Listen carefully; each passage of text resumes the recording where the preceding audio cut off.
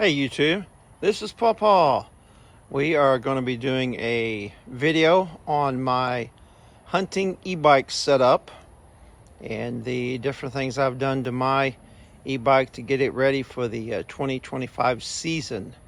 So I'm going to try to break this up into sections so that and cover different parts of the e-bike. Now, this is a Rad Rover and I bought it in 2019. And so a lot of the modifications, all the things that I've done, for me, this is 2025 now, these modern e-bikes have already got those, they come standard with a lot of the things that I ended up having to do to get this bike to where I would like it. And so I'm going to try to talk about some general things. We're going to go over several different areas for this e-bike, and then we'll wrap this video up. So let's see if we can get into this, and I hope this will be a help to you. Maybe especially a lot of guys that are just getting into e-bikes as far as hunting, riding the trails, and hauling a cart, and getting their deer out and their gear and so forth. Some of the things that you need to be careful of and go over. So we're going to go over that here for a little bit, and I hope this is a help to you. Okay, first thing that I think is probably the most important thing as far as your e-bike, that is your tires. That is your tires. Now these are 4-inch by 26-inch tires. I'm not sure exactly where I got these from. IMAX, I'm not for sure. Look over here. I changed them out. I got a video on my channel where I think last year before, I changed them out, put these new tires on there, got these knobbies. So probably the most important thing that guys want to know as far as their tires is, how do you keep them getting a flat? Okay, how do you keep from getting a flat?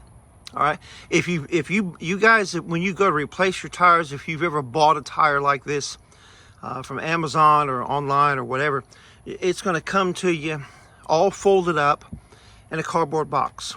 Okay, and you pull it over, you pull it out, and what you're going to find is these tires they're very, very pliable. There's not a whole lot of thickness to them, and so if you don't have anything to help you with your getting punctures and getting flats and so forth, you're going to be stuck on the side of the trail. So I remember the first time I got a flat on this thing, I had pushed it way back in the woods, and I end up pushing it through a grove of locust trees, which locust trees, they're North Texas version of mesquite trees. And these locust trees, they can have thorns 2 to 3 inches long, and as hard as a nail. And I got a flat tire on both the front and the rear, and I had to push this thing out probably almost a half mile back to the truck. Now, one thing, when you get a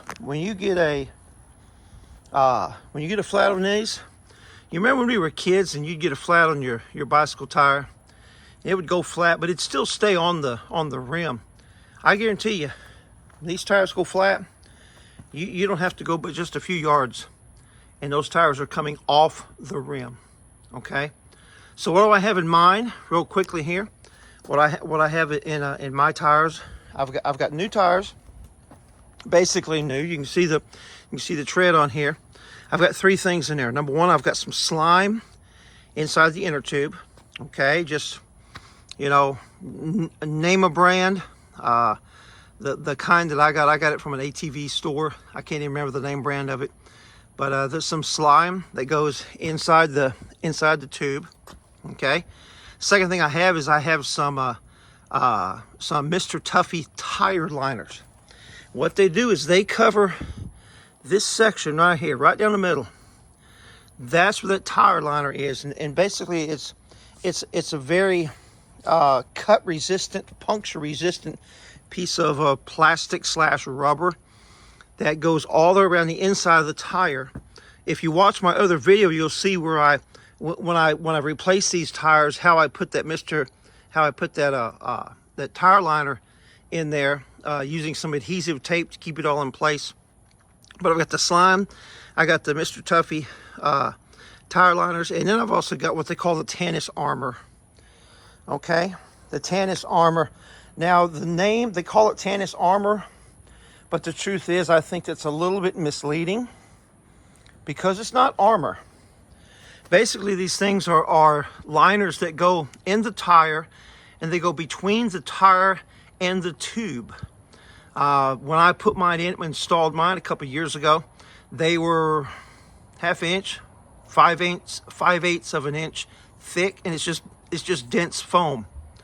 Here's the problem with those. The problem is after a while, that foam compresses, and I still have them in these tires. They do make the ride more smooth. It takes some of the bumpiness and some of the jolt out of it, but the foam compressed down to like a quarter of an inch. You know, you see the commercials where they take the tire and they'll take a screw and they'll screw it into the tire, and they'll take a nail or a thumbtack or something, they'll push it into the tire. Yeah, they only push it into the tire, you know, maybe a quarter of an inch. And the foam is designed to keep the tube, you know, ½ inch, 5/8 of an inch away from the actual tire itself. So that's what it does. But with these Tannis liners, mine, they're all compressed, and they don't offer that much resistance to punctures. Now, I will say this: I do ride this thing for exercise and to kind of get out. I ride it on one of our main streets here in our town. There's a bike trail on it. When I ride this evening, I'll put about 19 miles on it, which I know is not a lot for a lot of people that are actually cyclists, but for an old fat man like me, that's a lot of miles. But I say this: I've had since I've put these three forms of protection in my tires, I haven't had one puncture out in the woods. I have had several punctures and several flats alongside the road. I had about a 5-inch long nail, and I had one. It was just a jagged piece of metal. I don't even know what it is. And then I had 2 construction staples. They were 2-inch long staples. Went clean through everything, punctured the tire. And so, you know, that's the stuff out on the road. Anyway, those are my tires. All right. And by the way, you're looking at this bike. I mean, I ride this bike. This bike, this is not a showroom beauty. So you're seeing it exactly how it is. So anyway, that's what we do with the tires. Okay, the next thing that I'd like to talk about on this hunting bike is the battery setup. The controller and the battery setup. Now, just really quickly, I'll tell you what I did. Like I said, I got this bike in 2019, and it was very reasonably priced. However, come to find out that it's a rear hub. It's rear hub drive. Come to find out that the motor that was inside there, it was advertised for 750 watts. It was actually 500 watts. And what I did is I ended up upgrading. I bought the Bafang true 750 watt motor. I've also got the 35 amp controller and the upgraded screen. Again, these are things that they now come standard on most e-bikes. It's not something that you have to add on. Again, this bike was bought 6 years ago. But what I wanted to talk about was the battery setup. Now, this is both these batteries. I've got 2 batteries on here. I got one here and one in the back here, and they're both 48 volts. I can't remember what the amperage was. I do know that if you're going to add a second battery, the volts is not what you have to be concerned with, but the amperage. They have to both be the same amp hours. They have to be the same amp hours when you put those together. I believe that's how that goes. Now Bolton Bikes, really good company, or at least they were. I haven't been on the website in a while, but they actually make a connector that you could put both of these batteries together. Now, I didn't want to spend the $60-something for the connector, so what I do is this goes to this battery. when it gets low, what I'll do is I'll turn it off, I'll unplug it, and I'll plug it into this one. All right. And so what this does with the double batteries, what it does is it doesn't increase your speed, but what it does is increases your range. So normally this battery goes down faster than the factory battery. This is kind of a cheap battery. I really couldn't afford to spend that much. I've got it mounted on here. I got on the underside, I took Gorilla Tape, covered the battery to kind of help it with weather resistant. On the bottom, I glued some not zip ties. I've got the zip ties on there, but the I can't remember what it is. Oh, but I've got this anchored on here. Here's where we plug it in to charge it. Here's where you plug it in over here to charge it. All right, got this anchored on here. What I'll do is I'll run this small battery. Okay, let me get over here and turn this controller on. I'll show you. It's now it's hooked up to the big battery, but I kind of just show you what the controller looks like. There we go. Controller comes up like this. This is a new controller. There's your volts, and you can look all this up on your own. This is just what it looks like. But when this goes down, when I get down to 1 bar right here, what I'll do is I'll turn it off, and I'll switch these leads, and I'll turn it back on. That doubles the range of the bike. So that's my battery setup. That's how I've got that set up. So let's go on to the next subject here. Next thing I wanted to talk about, basically, I guess I would call it accessories. What I did is I changed out the seat. This is a more cushioned seat, and that helps you a lot with those long rides. I'm trying to go quickly because these videos are longer than what I thought. I've got the accessories here. What you have to do on a lot of these bikes, the handlebars, see how they're curved and they're not completely round until you get way up here. They're kind of oblong. So to mount some of this stuff, I've got my cell phone holder right here. I've got an additional headlight. All right, this headlight actually comes off, and I can charge it. This headlight points in whichever direction the handlebars are, and then I've got the factory headlight down here.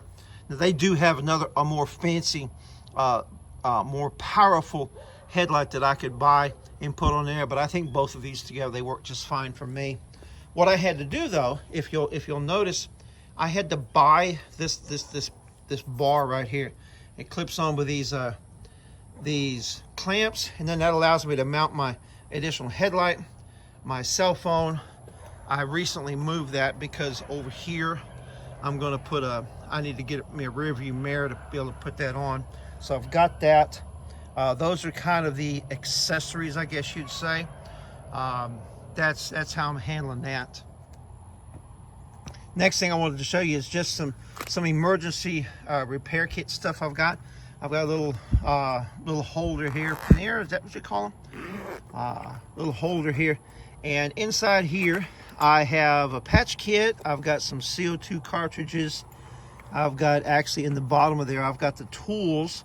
They come with a little tool kit, and it has all the Allen wrenches for all the different connections here on this Rad Rover. In this one, I've got a couple more of these CO2 cartridges. You know, these little cartridges, they'd come in handy, man. I've got the adapter in there where you can air up a tire if you've got a slow leak. I've got a brand new tube in here, so I've got that in here. You come back to the back of the bike, I've got just basically a simple hand pump. Now this, on these type of tires, this takes a long time. A long time. One of these days when I get rich and famous, I'm going to upgrade and get me an electric pump. What about that, huh? But I've just got a hand pump, and the only other tool that I have, now I carry with me on my purse, and part of my EDC is a Leatherman, a large Leatherman. It's the Surge, which means it's a good sized Leatherman. So that can help with a lot of this stuff if I need to.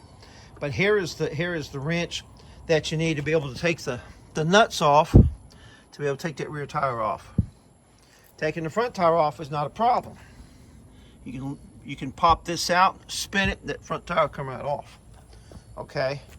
But that rear tire, it can be, especially if you're out in the woods somewhere and you don't really have a good setup, that's going to be something to try to get off of there.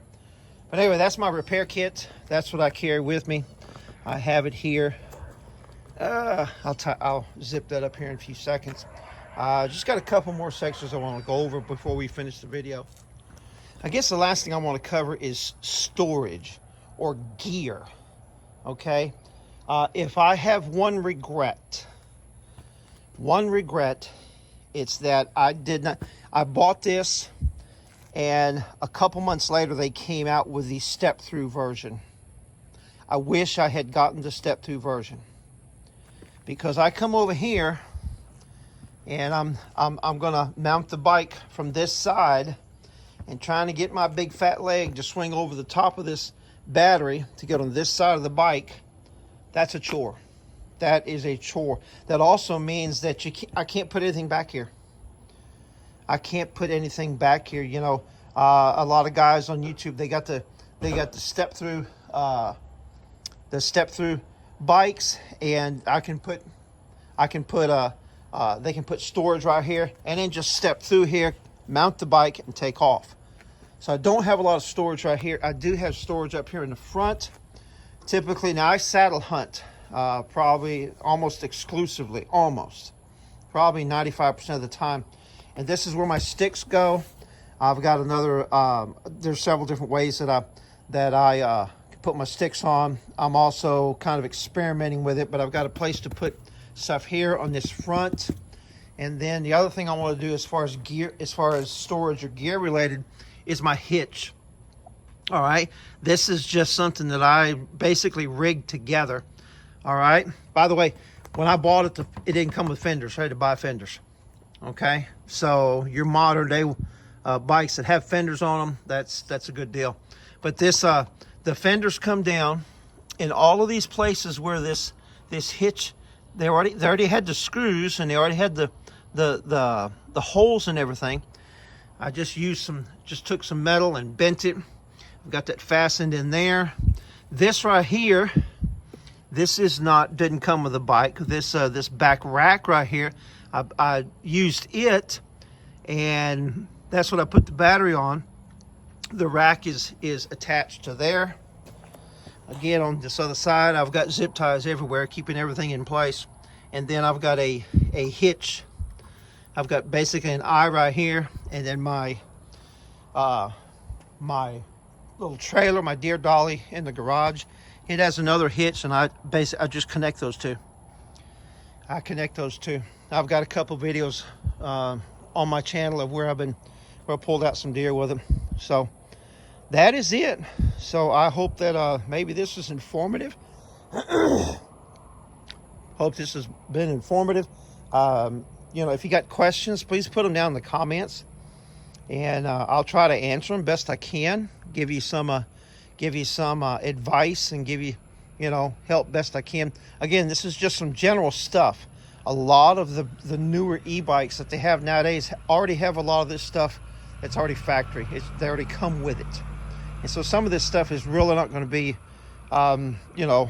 it's not going to be relative to some bikes. I see some of these bikes, and they're nice. They really are. But this is the bike I've got, and I've been using it for years now. So I hope you enjoyed the video. Please subscribe to my channel. I know it's kind of a long video, but please subscribe to my channel. Like the video. Hit the bell for notifications. Leave me some comments. I really would appreciate it. I appreciate you watching. Take care.